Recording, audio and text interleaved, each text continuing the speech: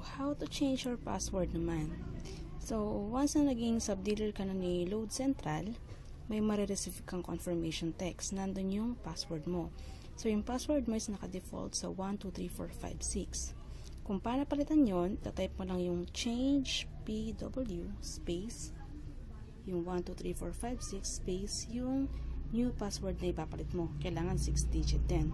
And then, isasend mo lang yan sa Load Central access number. So, kung makikita mo, meron ditong FL and SL. FL, which means first level, and SL, which means second level. So, yung FL is yung password mo pag gamit ang cellphone or yung SMS password. Ang SL naman, yun yung gamit mo sa webtoon mo. So, kailangan magkaiba yan if retailer ka. Pero if subdealer ka naman, okay lang na same. Pero mas maganda kung magkaiba din para sa security natin, di ba? So, pagka-receive mo ng password mo, kaagad-agad palitan mo na. Kasi within 24 hours, malalak na yung account mo.